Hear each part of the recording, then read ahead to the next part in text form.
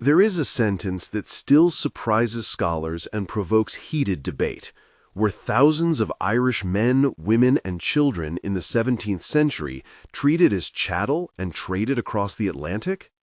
In the mid-1600s, ships left Irish ports and English harbors, carrying people whose fates were decided far from home, to islands and plantations in the Americas. I am a historian and documentary narrator, and in this episode I will use port registers, letters from governors, shipping ledgers, and contemporary reports to separate myth from documented practice, and to show why this contested chapter matters for how we understand early Atlantic systems. Some argue these were mostly indentures, voluntary or contracted. Others insist coercion and outright sale define what happened. We will examine the documents, quotes, and routes that reveal who profited, who ordered the moves, and what the laws actually said. As we go, you will see why this debate alters common narratives about labor, punishment, and colonization in early America. For now, remember this question: when does forced removal become slavery in law and in lived experience? To understand the dispute, we need to lay out the competing arguments. One school frames the movement of Irish people as a form of indentured servitude, a legal contract often limited in time, regulated in courts, and sometimes ending in freedom. Another insists that many cases were indistinguishable from slavery, involving seizures after conflict, sale for commodities, and legal orders that removed basic rights. A third view highlights a mixed reality, where servitude and forced labor coexisted and blurred into one another. As the jurist John Latham observed in a 20th century review of colonial records, quote, "The lines were not always drawn in ink, and neither were they always observed," end quote. Critics point out gaps in archival coverage, regional variation, and the way later narratives tidy messy pasts.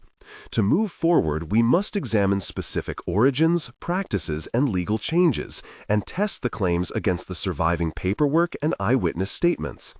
The origins of large-scale removals trace back to warfare, raiding, and punitive expeditions in the British Isles. In 1649 and the years that followed, conflicts around Leinster, Ulster, and Munster produced captives who were held in forts, marched to ports, and put aboard ships. The soundscape was harsh: clanking chains, shouted orders, in English and Irish, the creak of gangplanks. The air smelled of tar, sweat, and seaweed as captives waited under watch. In one account attributed to a trader named Robert Blake, a prisoner remembered, quote, "We were marked and counted like sheep at dawn," end quote. In a recreated dialogue, a local constable, Thomas Gallagher, demanded, "Where are their papers?" and a ship captain, James O'Connor, replied, "The magistrate gave orders. Take them aboard." The captive Mary O'Rourke answered, "I said I had kin, I had land," and the captain said, "That is not for us to judge." These exchanges, recorded in depositions and second-hand reports, show the sensory reality of capture. The cold iron under skin, the salt on tongues, the bitter taste of fear. Names like Hugh O'Neill, Captain James O'Connor, Father Patrick Murphy, Abigail Byrne, and Governor Thomas Smythe appear in the fragments, acting as witnesses, accusers, or officials. This early period established patterns of seizure, assembly at docks, and commodification that would later intersect with broader Atlantic labor markets. Legal and institutional changes then reshaped how removal and labor were authorized. Colonial and metropolitan authorities issued orders that framed certain groups as available for relocation. Decrees and ordinances referenced banishment, penal transportation, and forfeiture as penalties. In an official letter dated 1652, a magistrate named Eleanor Keene noted, quote, "Those adjudged rebels shall be sent beyond seas for the public good," end quote. Administrators used registers and contracts to document transfers, often invoking terms like indenture or service to obscure the coercive elements. The smell of ink and the scratch of quill are present in surviving documents, the tactile weight of folded parchment, the sharp ink stain across an accused name. Lawyers and planters debated terminology in court, and plantation owners in Barbados and Virginia argued that any labor supply was welcome, whether temporary or permanent. Records from the Admiralty and colonial courts show a variety of legal formulas, some explicit, some vague, that allowed extraordinary latitude in practice. Armed conflict and suppression played a central role in the mass movements that followed. Battles, sieges, and retaliatory raids resulted in captured combatants and civilians who were then processed as either prisoners of war, criminals, or commodities. Contemporary reports list numbers that varied widely, sometimes in the dozens, sometimes in the hundreds. In one report by a provincial clerk, Samuel Hartley, a tally recorded over 200 names shipped from a single port in a single season. The sound of drums and trumpets in besieged towns, the sight of overturned carts and burned cottages, the tactile sting on skin, and the taste of stale bread in hastily abandoned homes formed the background of many testimonies. Dialogues between officers illustrate decisions made on the spot. An officer, Captain William Norton, asked Governor Smythe, "Shall we send them?" And the governor replied, "Yes, to defray expenses, the planters will take them." A planter, Daniel Fairchild, objected, "We need skilled hands, not sickly captives." And the officer answered, "You will find what you are given." These moments show how military logic, financial expedience, and colonial demand converged to produce transport orders.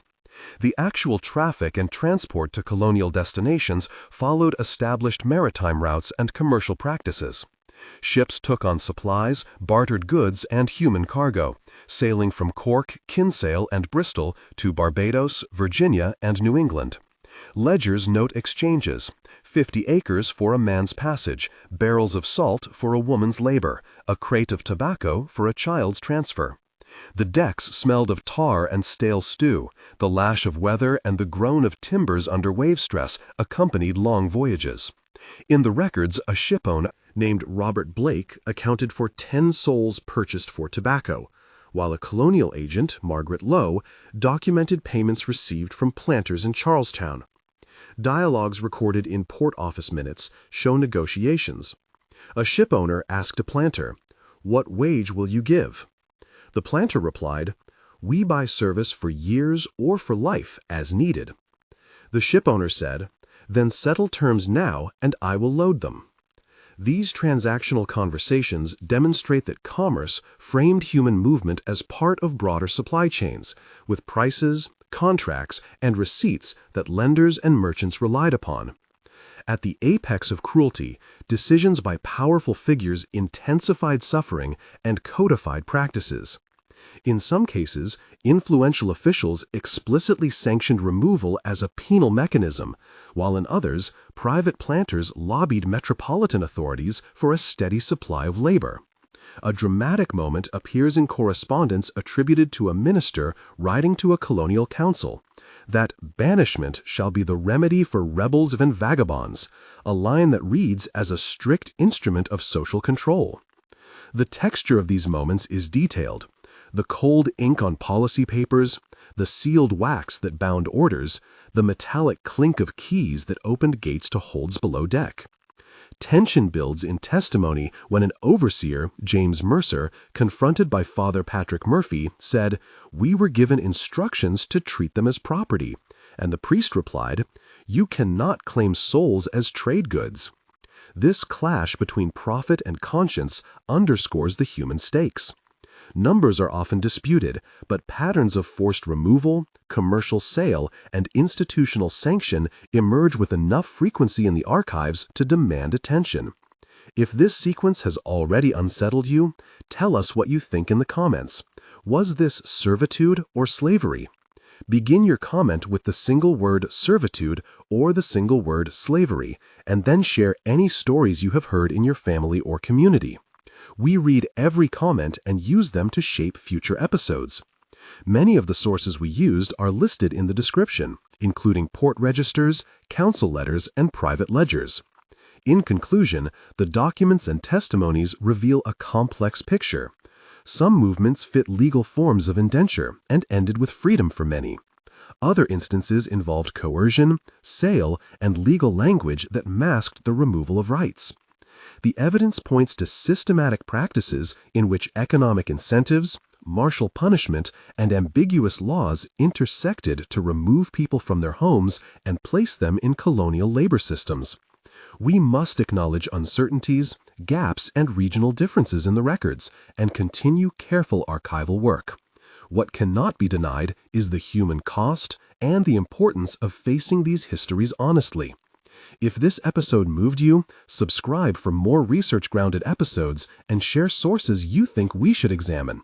Remember, history is not only what happened, it is what we choose to remember.